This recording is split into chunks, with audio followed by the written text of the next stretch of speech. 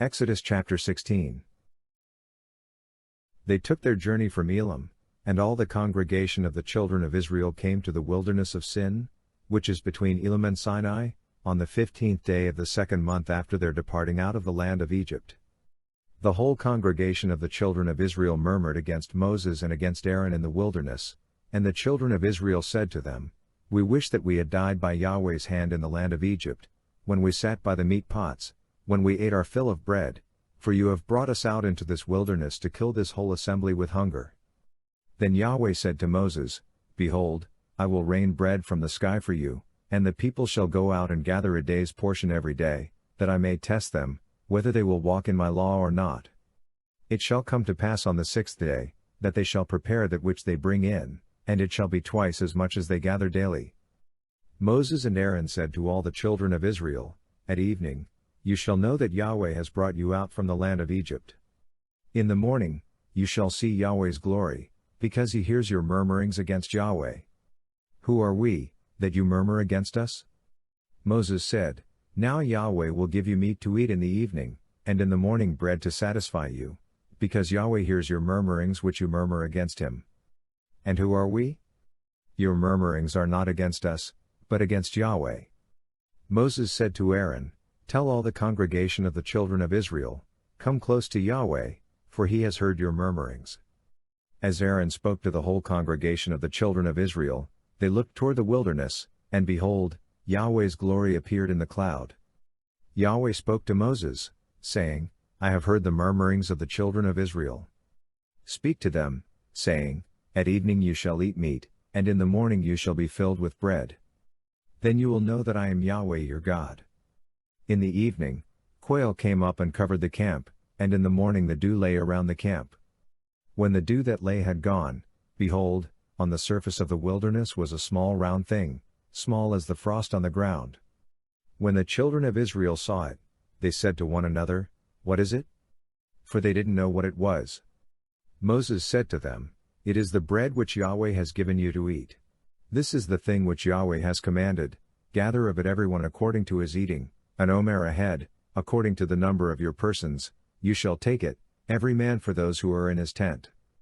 The children of Israel did so, and some gathered more, some less. When they measured it with an omer, he who gathered much had nothing over, and he who gathered little had no lack. They each gathered according to his eating. Moses said to them, "Let no one leave of it until the morning." Notwithstanding they didn't listen to Moses, but some of them left of it until the morning, so it bred worms and became foul, and Moses was angry with them. They gathered it morning by morning, everyone according to his eating. When the sun grew hot, it melted. On the 6th day, they gathered twice as much bread, 2 omers for each one, and all the rulers of the congregation came and told Moses. He said to them, "This is that which Yahweh has spoken, tomorrow is a solemn rest, a holy Sabbath to Yahweh. Bake that which you want to bake, and boil that which you want to boil, and all that remains over lay up for yourselves to be kept until the morning." They laid it up until the morning, as Moses ordered, and it didn't become foul, and there were no worms in it. Moses said, "Eat that today, for today is a Sabbath to Yahweh. Today you shall not find it in the field. 6 days you shall gather it, but on the 7th day is the Sabbath.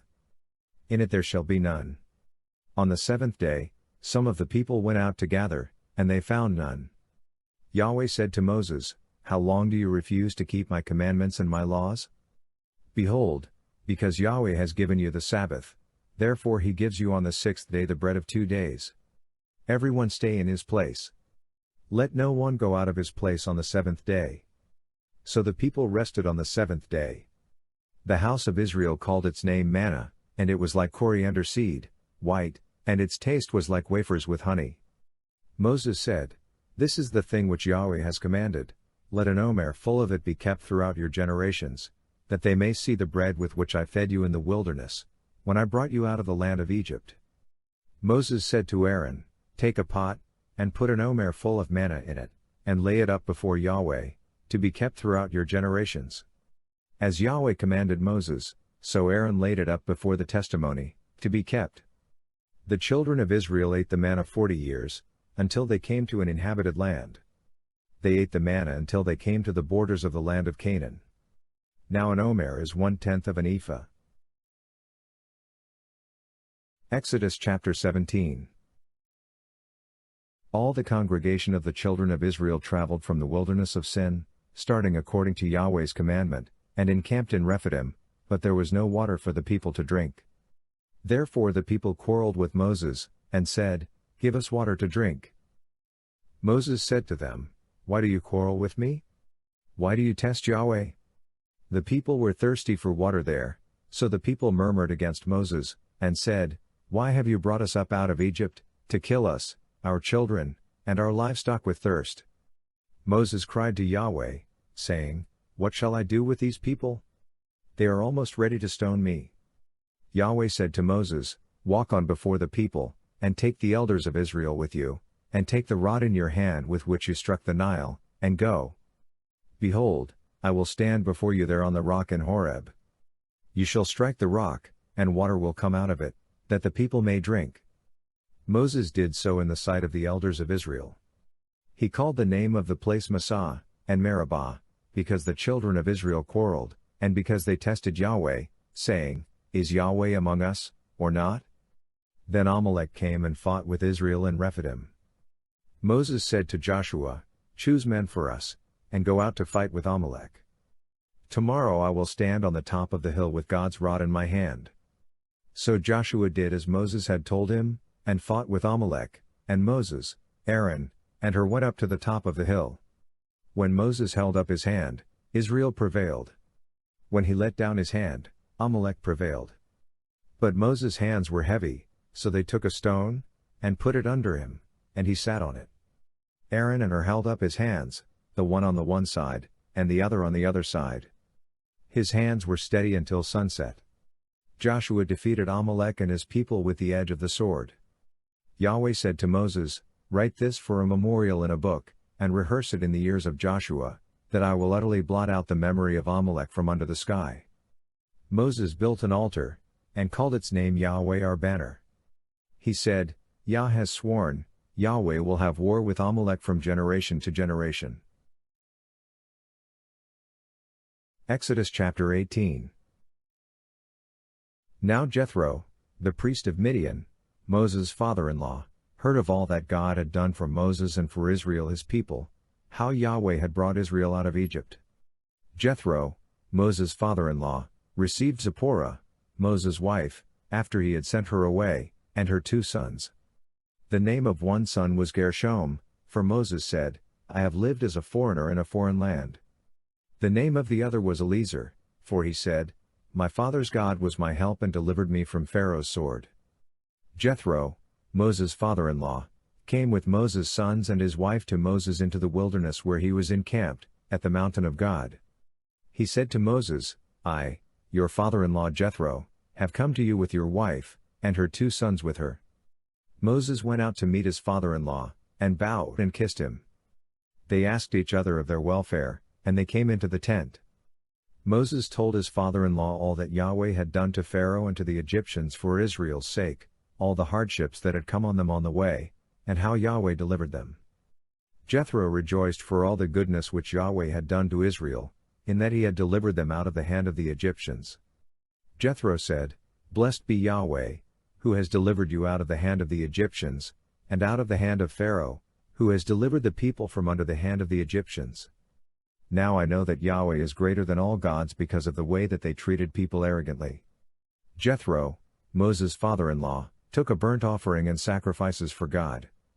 Aaron came with all the elders of Israel, to eat bread with Moses' father-in-law before God. On the next day, Moses sat to judge the people, and the people stood around Moses from the morning to the evening. When Moses' father-in-law saw all that he did to the people, he said, "What is this thing that you do for the people?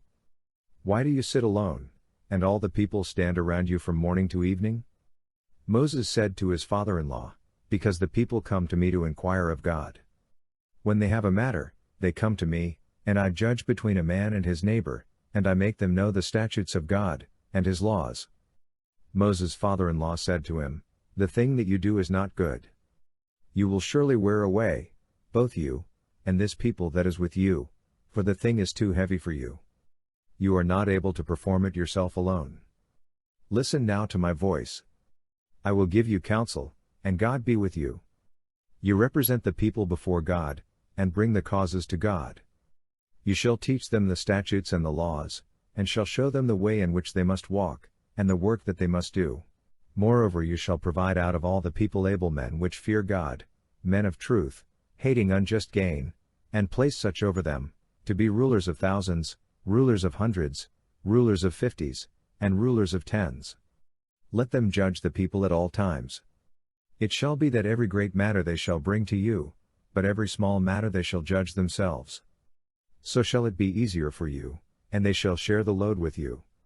If you will do this thing, and God commands you so, then you will be able to endure, and all these people also will go to their place in peace. So Moses listened to the voice of his father-in-law, and did all that he had said. Moses chose able men out of all Israel, and made them heads over the people, rulers of thousands, rulers of hundreds, rulers of fifties, and rulers of tens. They judged the people at all times. They brought the hard cases to Moses, but every small matter they judged themselves.